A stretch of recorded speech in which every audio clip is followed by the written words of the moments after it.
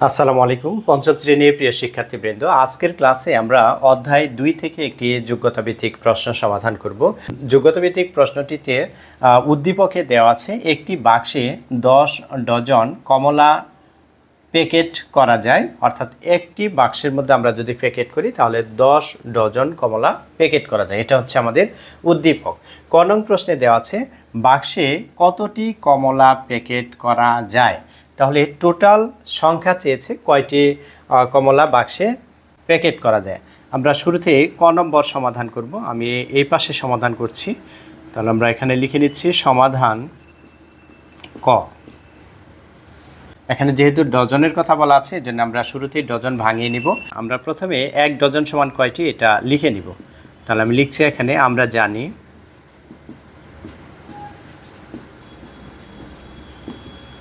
1 dozen সমান 12টি। তাহলে একটি বাক্সে 10 ডজন কমলা প্যাকেট করা যায়, অতএব 10 ডজন সমান কয়টি এটি আমরা বের করে নিব। অতএব আমরা লিখব এখানে 10 ডজন সমান, তাহলে 12 গুণ 10 দিয়ে আমাদেরকে গুণ করতে হবে 10টি আমরা গুণ করলে পাচ্ছি এখানে 120টি।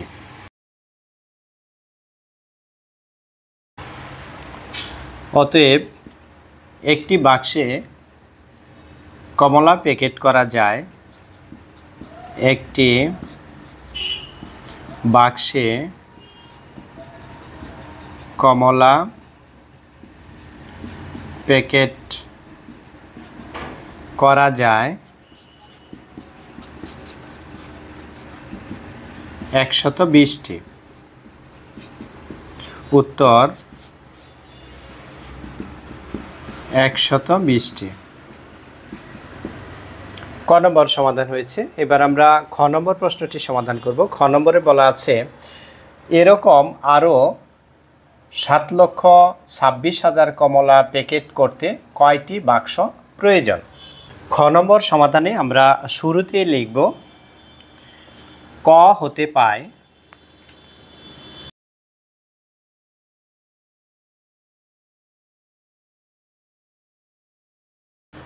120টি কমলা প্যাকেট করা যায়, 120টি কমলা প্যাকেট করা যায়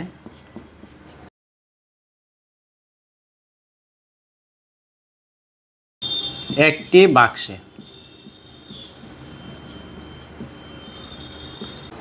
আমাদের খ নম্বর প্রশ্নে রয়েছে 7,26,000 কমলা প্যাকেট করতে কয়টি বাক্স প্রয়োজন। তাহলে আমরা লিখব অতএব 7,26,000 কমলা 7,26,000 কমলা প্যাকেট করতে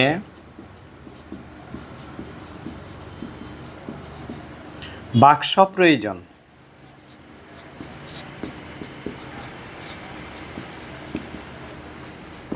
তাহলে বাক্স প্রয়োজন হবে এই যে 7,26,000 আছে, এটাকে আমরা ভাগ করব হচ্ছে 120 দ্বারা। যেহেতু প্রতিটি বাক্সে কমলা ধরবে 120টি করে, এই জন্য 120 দ্বারা আমাদেরকে ভাগ করতে হবে।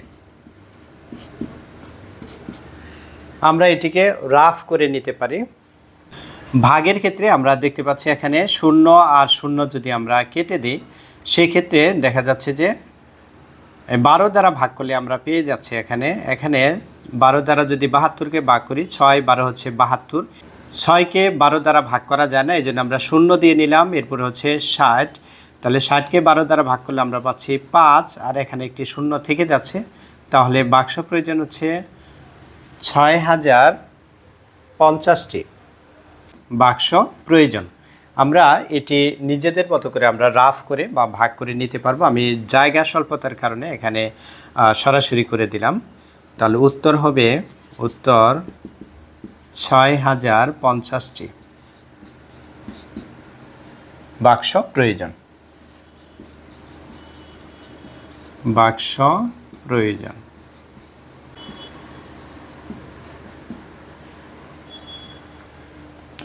গ নম্বর প্রশ্নটিতে রয়েছে বাহ্য সমান মোট বাক্সের সংখ্যা, ভাজক সমান হচ্ছে 2 অঙ্কের ক্ষুদ্রতম সংখ্যা এবং ভাগফল 60 হলে বাক্সেস কত। তা আমরা এবার বাক্সেসটি বের করব। প্রথমে আমরা কি কি পেয়েছি এটা আমরা লিখে নিব। তাহলে প্রশ্ন মতে বাহ্য সমান মোট বাক্সের সংখ্যা, তাহলে বাহ্য সমান আমরা পাচ্ছি 6050। এরপরে বলছে ভাজক সমান 2 অঙ্কের ক্ষুদ্রতম সংখ্যা, ভাজক সমান 2 অঙ্কের ক্ষুদ্রতম সংখ্যা, তাহলে হচ্ছে 10। 2 অঙ্কের ক্ষুদ্রতম সংখ্যা হচ্ছে 10। এরপরে এখানে ভাগফল দেওয়া আছে 60, আমরা লিখে নিচ্ছি ভাগফল 60। প্রশ্নে চেয়েছে বাক্সেস কত, তাহলে বাক্সেস সমান আমরা লিখব প্রশ্নবোধক চিহ্ন, বাক্সেস সমান প্রশ্নবোধক চিহ্ন। এবার আমরা একটি সূত্র প্রয়োগ করব, সূত্রটি আমি লিখে নিচ্ছি। আমরা জানি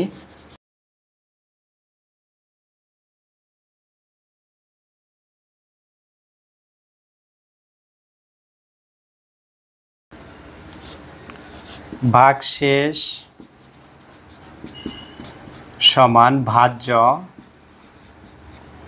বিয়োগ ভাজক গুণ ভাগফল,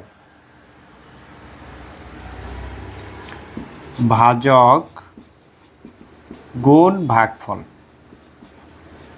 এটি হচ্ছে আমাদের ভাগশেষ নির্ণয়ের সূত্র। এবার আমরা মান বসিয়ে দিব। তাহলে বাহ্য সমান আমরা পেয়েছি কত, বাহ্য সমান পেয়েছি 6050 বিয়োগ এখানে ভাজক পেয়েছি আমরা 10 গুণ ভাগফল পেয়েছি আমরা 60 ইকুয়াল। তাহলে এখানে কত পাচ্ছি আমরা 6050 বিয়োগ এখানে হচ্ছে 600। অতএব ভাগশেষ আমরা বিয়োগ করলে যা পাচ্ছি তাই, 0 থেকে 0 বিয়োগ করলে 0, 5 থেকে 0 বিয়োগ করলে 5, 10 থেকে 6 বিয়োগ করলে 4, হাতের রেখ এখানে, অর্থাৎ 5450 পেয়েছি আমরা ভাগশেষ। যে উত্তর ভাগশেষ কত পাচ্ছি আমরা 5450, 5450।